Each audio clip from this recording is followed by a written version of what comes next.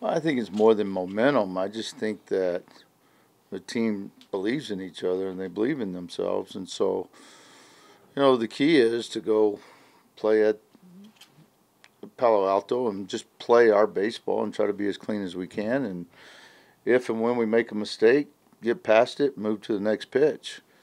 Um, Starting pitching was so good this past weekend, and that really helps you get started. Um, it kind of gives you uh, momentum, I guess. But we just got to go play. I thought it was impressive for us to get behind in the first game against, the first game against Miami, knowing that for a team, you don't ever want them to think we have 2 days to get one. So we were doing everything possible mentally to go win game one because I think it evens up when it goes to game two. And we got behind early, and kids just kept playing, and we had a big inning. Y'all won your last, I think, 4 true road series of the year. Do you think did the team find something when they were kind of bunkered down on their own somewhere? Or did they buy into what you were saying about playing it like it's a regional, like it's a super regional? What do you think really connected? Yeah, we just had one of our mental talks, and I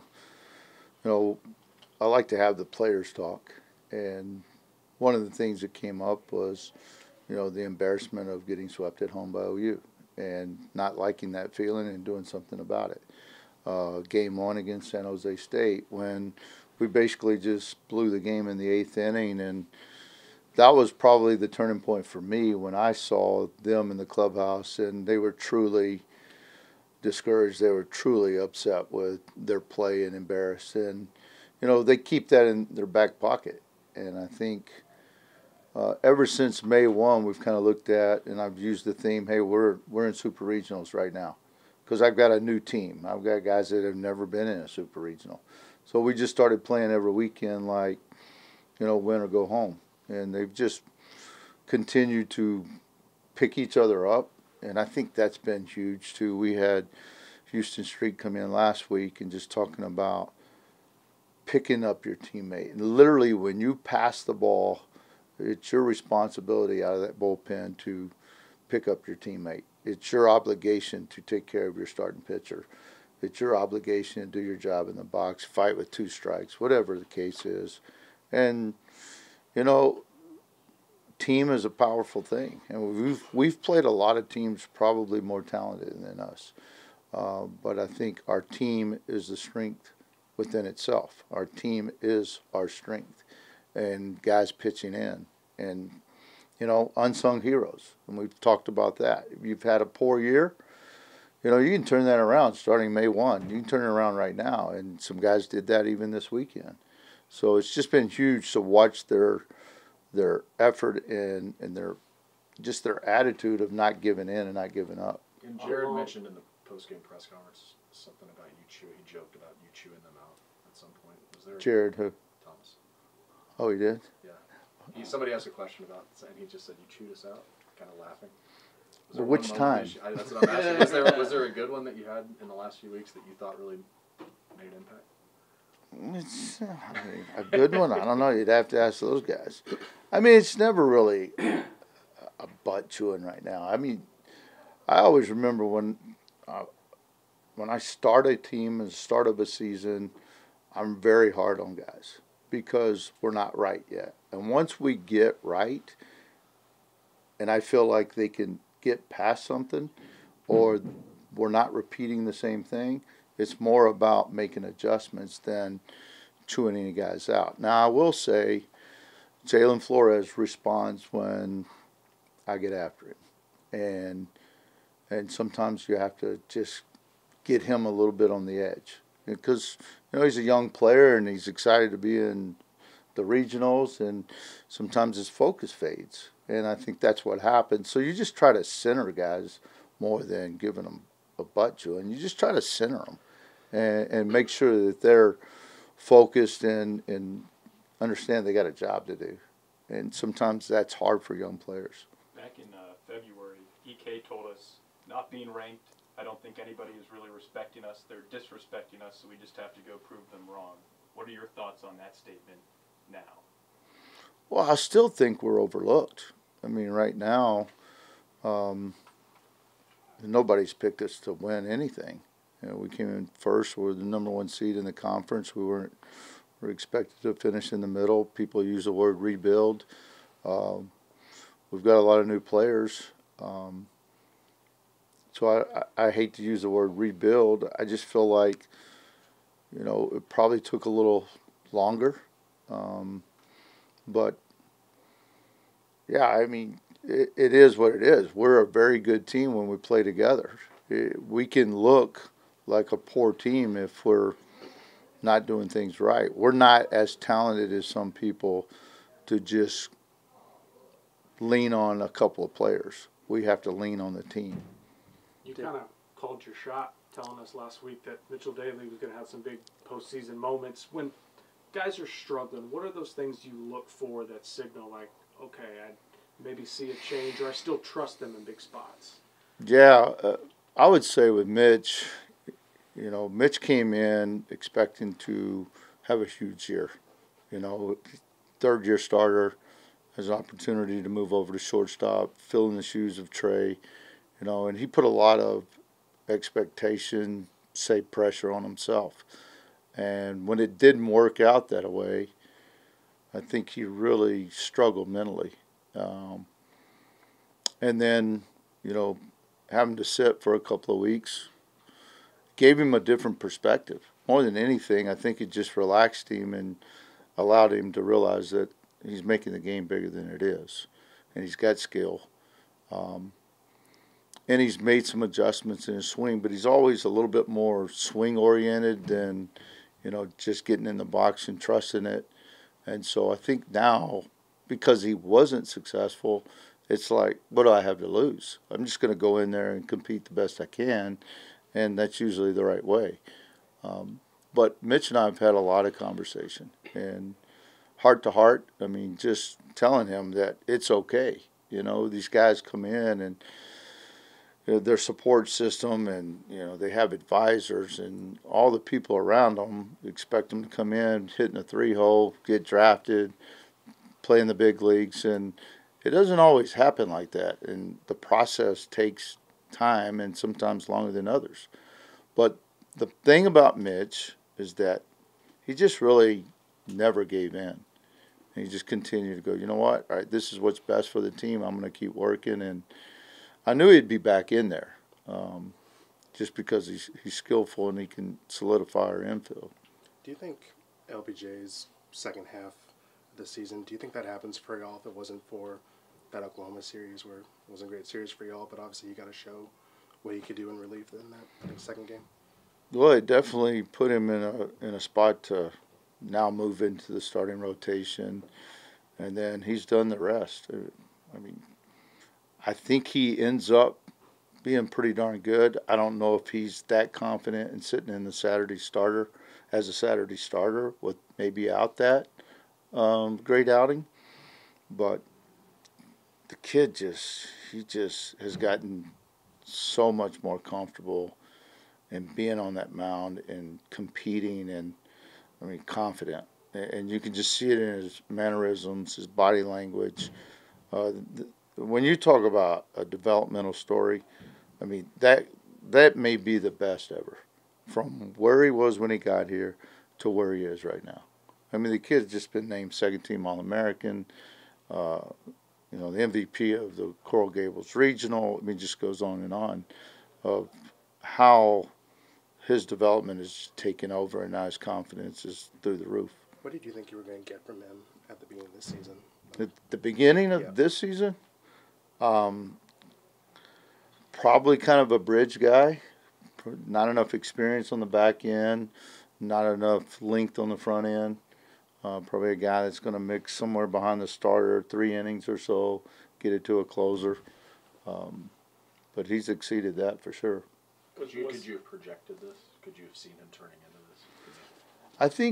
I think with his work and just repeatability, I think that's the key. I don't really feel like LBJ has the ability to make a lot of in-game adjustments because of Phil.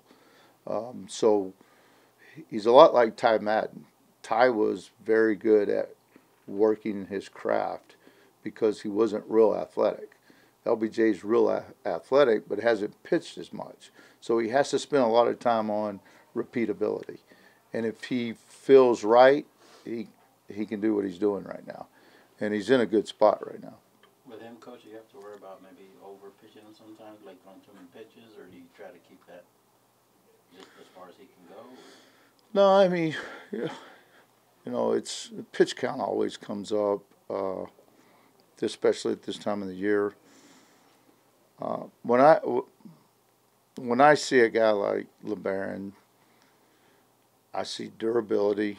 I look at other things of how stressed. I mean, he was pretty stressed the first 2 innings, and then he got in a groove.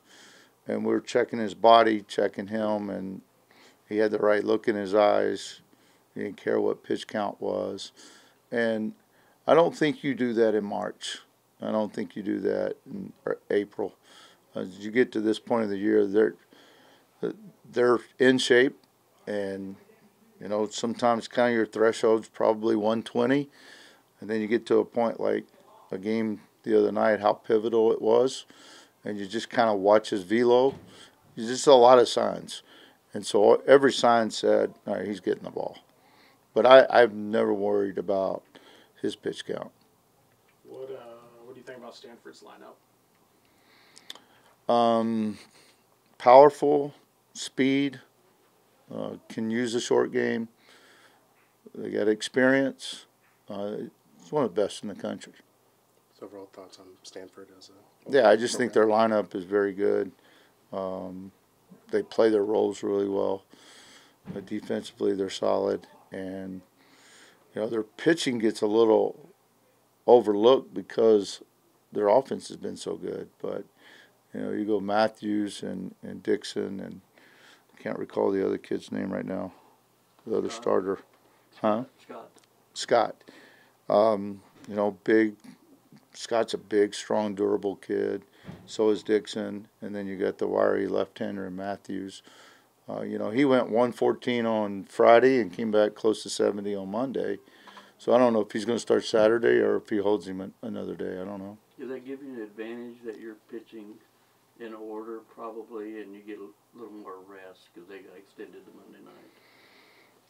I mean, at this time of the year, I don't know if there's any advantages or disadvantages. People are playing on adrenaline. People are, you know, doing whatever it takes to get ready. I think it probably gives us a little advantage that we're going to be in our 3rd time zone. So it probably is helpful for us this week to have the extra day as well as them. Kind of with Zane, just made one mistake pitch, but what have you seen from him? I guess coming back from Arlington, that gave you the confidence that he'd be out there and be able to drive in those situations? Well, the first thing with Zane is he's never shied away from wanting the ball. Never. Even when he's struggled, he wants the ball. And that says a lot about him. He's a competitor. He wants to be in the spotlight. But the key is, and you see this happening, it happened with Travis Staley, is when they start trying to get on top of the ball, they tend to climb and get out of their slot. And so instead of getting extension, they think up. And so it actually changes their slot, and they don't really feel it. And that happened to Zane. So we went back and looked at some film, and we got him back to his natural slot. And immediately he felt right. And it's kind of crazy because I've seen it before where, like, why don't you feel that? Why don't you know that? But they don't. And once he got back in there, he's like, that's it. If you watch Travis, his fastball slot versus his slider and changeup slot, we're changing. And so we spent a lot of time the last 2 weeks with him, and he didn't pitch this week, but he's right. So just, we talked about that in our meeting too, every one of our players at some point of the season, I wouldn't say rock bottom, but have really, really struggled. And the ability to come out of that is a tribute to their makeup, their character, their coaches staying with them, and just, you know, it's just problem solving. It's constant problem solving. Do you think pitching backwards with him kind of helped him stay on top? No, I just think that, you know, day one he threw a lot of fastballs and he was up to 7, and then he just felt really good with the slider on day 2, his second outing. but I do think he can pitch backwards because his slider is so good. On that note, do you think if it does go to a game 3, your team would have a little more confidence than maybe they would have because of what Hurley was able to give you? No doubt. No doubt. I just feel like we're getting closer to getting those guys back the way we expected them to be, or maybe even as they started. You know, Charlie was really good early and then went through some mental stuff and just struggled. And it was huge for our team and huge for Charlie against Miami the other day. So you can look at Staley, Hurley, Morehouse, LBJ, Boogie, and then you add, of course, Gordon, and that gives you some confidence right there. And some other guys filling in some potential matchups. How much fun is this time of year, and especially when you see guys who haven't been here, achieving what they want to achieve? It's just the best time of the year for college baseball. To be in the top 16 is a lot different than being in the top 64. You separate yourselves, and like I told the guys after they won the regional, you earned it. I mean, from day one, you've earned it. You believed in each other. You believed in yourself. And, this team is very gratifying. For one, they created the identity for the 2023 team.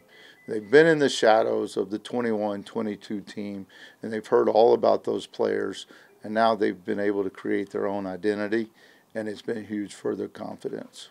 Dave, just real quick on Tanner, is his mentality okay? I mean, is he still, because this is a tough. It's crazy. It's crazy. I was talking to a buddy of mine the other day because when you look at Tanner and where he is, as he's trying to come back, he is also pitching to win a championship in a regional. Most guys are doing that on a backfield in minor league baseball, and so people look at Tanner. It's like looking at an offensive lineman that's 6'6", 350, and you're like, he's a grown man. He's still a young man that's learning, and I think he's still on a learning curve. And he struggled mentally in that game, and I think he learned a lot from it. But yeah, he's just on a learning curve right now of feel and just his body. We looked at some film from 21 to 23, and just in his balance point is different. So it's problem solving and just getting him to feel right. Oh yeah, I definitely took it easy. I came here, got some Cabo Bobs, and then just watched that A&M game. The outcome was whatever. I mean, I think playing on the road at Miami, it's going to be fun to just stay on the road, and now we get to travel to the other side of the country, so that'll be fun. You've been in 2 super regionals, one on the road, one here. What did you learn over those past 2 super regionals, especially last year where you were making game-changing, series-changing plays?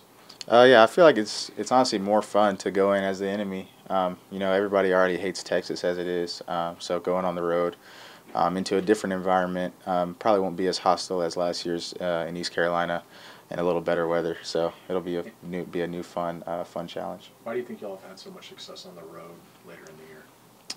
I honestly just think because the adversity we faced. We kind of ended the year on the road a lot at TCU, and then at Kansas, also losing a game, especially in Kansas. That first game, losing that one with Lucas on the mound really taught us a lot about our team coming back, and it's kind of like built like a super regional with 3 games, coming back and winning 2. So I feel like we've been practicing for this for a little while now. Back in February, Eric Kennedy said, "Not being ranked, I don't think anybody is really respecting us. They're disrespecting us, so we just have to go prove them wrong." Hearing that now, what are your thoughts on how this team has progressed into where you guys are going to supers?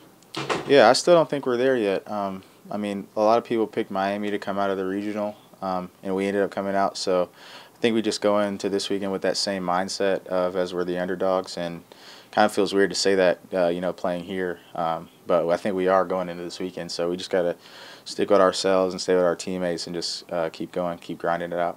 What do you credit your team's level-headedness to? It seems like you guys hit a bad stretch, you bounce right back, play so much better. What do you credit that to? Yeah, I just feel like as a team, every time we hit that adversity and hit those tough spots, we just learn from it as a group. We kind of take a step back and look at what we need to get better at, and just see where we went wrong, and just whatever went wrong, we just don't let that happen again, and try to just learn from it each and every week and just keep getting better. When you going back to the whole mindset of y'all are playing super regionals every week, David said you guys have been playing postseason baseball since early May. I mean, how have you guys been able to kind of navigate that and succeed with that mindset over the last couple of weeks? Yeah, I feel like just putting yourself in that position, like if you lose this game, that your season could be over. I feel like that really has brought out the best in our team, especially knowing what was at stake last weekend. And then coming off of the Arlington Big 12 tournament, we didn't play our best ball, but then flipping the page to the regional, we knew that our season could end at any moment. So it kind of brought everybody together and allowed everybody to like play some good ball for the weekend. In any way, getting swept by Oklahoma, was that a good thing? Yeah, I mean, it's always a good thing to learn from some mistakes that we had in the past. And after that series is a tough week of practice. You know, it was like a reality check. We kind of step back and reassess where we were as a team, and then moving forward, we kind of took some of those feelings of embarrassment and used it to fuel us for the rest of the year. All right, so Friday, you get back to your phone. How much were people talking about the catch? What were people saying? You know, what was kind of the reaction to the catch on Friday? Yeah, it was a lot of excitement, a lot of surprises about that. Even for me, I didn't really know how I did it. That's probably the first diving catch like that I've ever made. But everybody was just telling me how cool it was and that it made Sports Center and all that stuff. So it was pretty cool to experience that. What's your Cabo Bob's order? I go smoky cheddar burrito, white rice, black beans, steak, queso, cheese, and jalapenos. Pretty solid. Did EK think you were trying to show him up after his catch? Yeah, probably. But I told him after the game that his catch was better because that honestly saved the game. If that ball goes over the fence, you never know if we win or lose that game. So Yours was way harder. Oh yeah, mine was a little harder, but his meant more to the team. Just as an outfielder, that ballpark's got some weird dimensions in your area. How do you prepare for that? Because Dish is pretty conventional, but that's a very unique setup out in foul territory there. Yeah, I kind of saw it on TV. Like the ball doesn't really bounce off the fence that much, but whenever we get there to practice, we'll just have some coaches hit some balls down the line and off the walls and just kind of see how it goes. But you never really can recreate how it would come off in a game, so it's kind of just instinctual, honestly. Just got to see how it comes off and then just go attack the ball. Good. Texas doesn't really believe in rebuilding years, do they? No, not at all. Reloading. Yeah. Does that separate y'all from a whole lot of programs, do you think?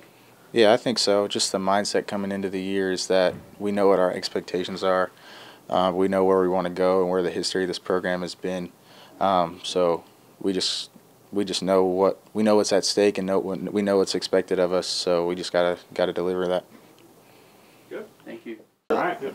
So does momentum carry over from Miami to another week? Yeah, definitely. It's a completely different series, and we know that. So, but it would be lying to say if momentum didn't carry over. But we're excited for what's to come and the challenge that at Stanford. And if we just play our game, play one pitch at a time, we'll feel like we'll be in a good spot. On that note, is it easier to erase an 0-2 showing in the Big 12 tournament without momentum going into a regional than it is to carry momentum with you into the next? Yeah, I mean, either way, I think that the team took that in a way that was, motivating for us. And like I said, we just went into even the regional just making sure we took it one pitch at a time. And we thought if we did that, then, nothing kind of outside factors or anything like that could really affect us. So it was kind of play our game, and, we'll see what happens from there. Between playing here in 21 and going to ECU and last year, what are lessons that you've learned in your two super regional appearances that you'll apply this weekend? Yeah, no, it's pretty cool that, we're going different places and getting to see different things. But obviously, you have the home field advantage in 21.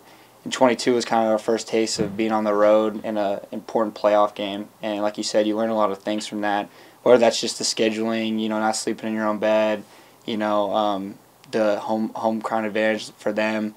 So, I think leaning on some of that experiences for some of the older guys, to let the younger guys know what it's going to be like and things like that, I think it's important for, our success this weekend. Y'all have been really good on the road the latter half of this season. What do you think kind of shifted in road series, specific road series, not like Arlington, but like on the actual road? Yeah, I would just say, just kind of our mindset going into games of everything's kind of super regional, our series, and at playing every game like it's our last, and that playoff mentality.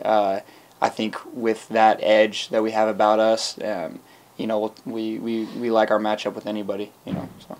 Back in February, Eric Kennedy told us that not being ranked, I don't think anybody is really respecting us. They're disrespecting us, so we have to just prove them wrong. Hearing that now, what do you take away from that statement at the beginning of the season? Yeah, it's really cool. I think that the group of guys that we had in the locker room from the beginning, we all believed in each other and believed in, what we could do as a team. And, a lot of people didn't see that and share that vision with us. So kind of seeing it come together now, obviously we have a long way to go. We really haven't done much, and we know that, this far. But, it's cool to see that our what we dreamt of and what we talked about in the locker room is starting to come into fruition. So. How have you handled your last month? And just kind of, how you've in and out of the lineup and then reestablishing yourself this last couple of weeks. How have you kind of handled that personally? Yeah, I just kind of took it as a challenge for myself, to try to do whatever I could to help the team win. Trying to come here to the field, not make it about myself and just try to get better, and there are obviously reasons why I wasn't playing, and I just took that and say, hey, I need to get better, and so having that mindset kind of made it easier, and, my teammates really picked me up too and really gave me that motivation to keep working, and seeing everybody, coming to the field with a smile on their face and a good attitude really put me in that right headspace to just keep working. Coach Pierce kind of forecasted the future last week. He told us he expected you to have some big moments in the postseason. What kind of confidence has he been able to give you, even though the year hasn't gone maybe as to the plan that you would like? Yeah, no, just to keep believing in me, and not ever giving up on trying to find ways and trying to find adjustments to make. He's always been in my corner to try to help me try to make those adjustments and kind of steer me in the right direction. And him along with a lot of other people, Caleb, hitting coach and everything. So I think it's just been a whole journey as a season. You go through ups and downs, you go through struggles, and it kind of just shapes your whole season to what you are at the end of the year. And so, just some things to build off of from last weekend and the past couple of weeks. So, we're excited for what's to come now. What did the team do Monday? I know y'all got back. Y'all could watch Stanford and A&M. Y'all could take it off. What did most of the team do Monday? Yeah, we just, like you said, we it was a travel day for us, so it was more of it was our off day. So, we just got a chance to, like you said, watch that A&M Stanford game and kind of see where we were headed to in the Super. So that was kind of the extent of Monday. Do you have a rooting interest? Yeah. Sorry? Do you have a rooting interest? Honestly, it would have been cool, to have that A&M, but at the end of the day, it's about us. So we were gonna go into wherever we had to go and try to make a splash. So we're excited to where it is though. So. What are your thoughts on the way Peyton's played defensively next to you this season? Yeah, he's been amazing. Especially coming into the season, I don't think anybody even thought he was going to play third base. He was catching, he was playing first, he was playing third. There was a bunch of different options for him, and to see how he's just been so comfortable over there and making some spectacular plays. It just seems like it's really natural for him. So. It's cool to see, and especially at the beginning of the season, he got so much better towards the end. So, are y'all playing with a greater sense of urgency since the tournament? Was the Big 12 tournament kind of like house money? You're already in the NCAA tournament, but Miami, it's now or never. Yeah, I think that sometimes you just get beat. I felt like there was never like a take our foot off the gas ever in that Big 12 tournament. Was there some underlying, that nothing's on the line? Maybe, but I would say our mind was right, and, to see, us play how we played when, the season matters and everything, it was cool to see. But I wouldn't say that we went in there with any, this doesn't really matter, because we wanted that championship. Right. We played for 5 championships, and, we won the first one, the Big 12 season, and we were looking for the second one, and it didn't work out our way, but, like I said, that where we went to the regional, the right mindset. So Last couple for Mitch. What's it like playing behind Lucas and OBJ in the seasons they're having this year? Oh man, it's incredible. You know what you're getting from those guys every time they take the mound. Even when LBJ didn't have his the best first inning, and then Miami, and I don't think anybody was worried, So he came back out of the second, and obviously went the full game. So it's cool, the pace that they play, the tempo. You just know they're gonna compete and have the right mentality and mindset. So that's all you can really ask for as a defensive player, because you're either getting the ball or you're not, and you don't really have to worry about anything else. So and it takes a lot of pressure off our offense too. So we they definitely picked us up, and we're gonna return the favor. What do you see in the Stanford arms that you're gonna face? We haven't watched too much yet. I think that's definitely happened today in the next couple of days. But from what we've seen, it's a lot similar to what we've seen already this season. So, they're a good staff, and we know that. But we're gonna have a good game plan going into it, and so it's gonna be good. Did you or anybody on the staff think, well, this is a rebuilding year? We lost the entire infield except you, and you're changing positions. Yeah, like I said, from the very beginning, I liked everything about our team, and I liked where we were. I liked all the pieces that we had coming in, and it was just funny because everybody was telling us that, and we just never believed it, And so that was all the outside, factors happening that everybody was telling us what we were, and like I said, we just never gave in and believed that ourselves. So it was, what you're seeing is a lot of hard work and a lot of dedication, a lot of belief in each other. Thanks, Mitch.